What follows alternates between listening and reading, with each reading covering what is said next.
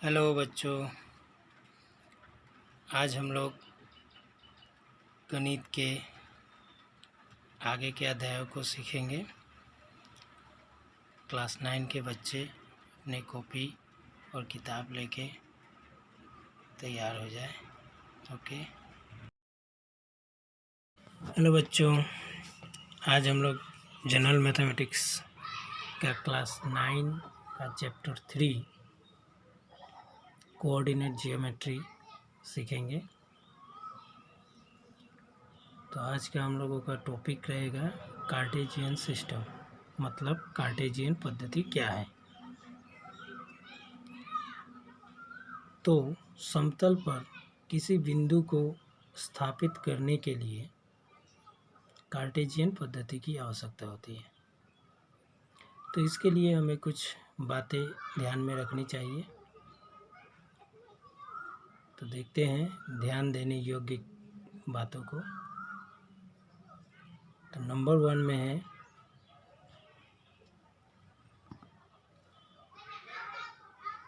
समतल। दाईं ओर एक चित्र है, इसमें देख सकते हो समतल पर दो रेखाएं आपस में लंब होते हैं, अर्थात प्लस का जैसा आकृति बनाया हुआ है। इसमें जो ऊपर से नीचे की ओर है y और दाएं से बाएं की ओर है x, तो ऊपर से नीचे वाले को अभिलंब रेखा और दाएं से बाएं ओर जाने वाली रेखा को क्षैतिज रेखा कहते हैं। अर्थात 2 नंबर पॉइंट है, क्षैतिज रेखा x अक्ष को और अभिलंब रेखा को y अक्ष कहते हैं। अब तीसरा पॉइंट है, ये दोनों रेखा एक बिंदु पर प्रतिच्छेद करती है, उसे हम लोग मूल बिंदु कहते हैं। अर्थात 3 नंबर पॉइंट हुआ, दोनों रेखाएं जिस बिंदु पर प्रतिच्छेद है उसे मूल बिंदु कहते हैं। यह बिंदु जो है निश्चित बिंदु होती है और इसका स्थानांक 0 0 होता है, अर्थात x का भी वैल्यू 0 और y भी 0। अब क्वेश्चन नंबर 4 को देख लेते हैं। बात नंबर 4 को देखते हैं। तो 4 नंबर बात यह है कि ये दोनों रेखाएं समतल को 4 खंड में विभक्त किया है, अर्थात 4 चतुर्थांश में बांटते हैं। चित्र में तुम लोग देख सकते हो दाईं ओर प्रथम चतुर्थांश, द्वितीय चतुर्थांश, तृतीय चतुर्थांश और चौथा चतुर्थांश। तो 5 का ए में हम लोगों को मिलता है पॉइंट, जो प्रथम चतुर्थांश में x और y का स्थानांक दोनों पॉजिटिव होता है। चित्र में देख सकते हो, अर्थात x का भी मान पॉजिटिव रहता है, y का भी मान पॉजिटिव। उसी प्रकार द्वितीय में x का स्थानांक नेगेटिव और y का पॉजिटिव होता है। उसी तरह तीसरा में देख सकते हैं x और y दोनों नेगेटिव होता है, चित्र में देख सकते हो तुम लोग। उसी तरह चौथा में देखते हैं तो x जो है वह पॉजिटिव होता है तथा y स्थानांक नेगेटिव होता है,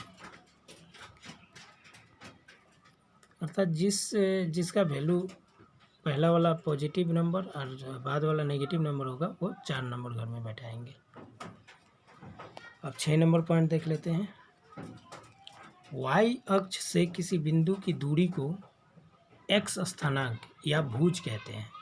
ना y रेखा जो ऊपर से नीचे की ओर होता है उससे कोई भी बिंदु का दूरी जो है उसे हम लोग भुज कहते हैं। उसी प्रकार x अक्ष से किसी बिंदु की दूरी को y स्थानांक या कोटि कहते हैं, अर्थात x जो क्षैतिज रेखा उससे किसी बिंदु का दूरी। तो एक उदाहरण से समझते हैं।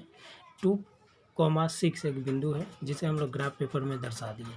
तो इसे अगर ध्यान से हम लोग देखें तो x रेखा से जो क्षैतिज रेखा है नीचे वाला उससे उसका दूरी है 6, तो वह y का मान है। उसी प्रकार y रेखा से उस बिंदु का दूरी है 2, तो इसलिए वह x का स्थानांक है, जिसे तुम लोग चित्र में दाईं ओर देख सकते हो।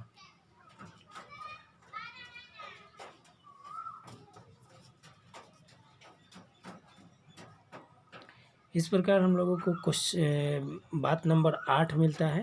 ये x अक्ष का समीकरण y = 0 होता है, इसे एक उदाहरण से समझते हैं। तो 4,0 बिंदु को ग्राफ में देख सकते हो। इसमें 4x का मान है, y का मान 0 है, तो ये x अक्ष का समीकरण है। इसे ग्राफ पेपर में देखो।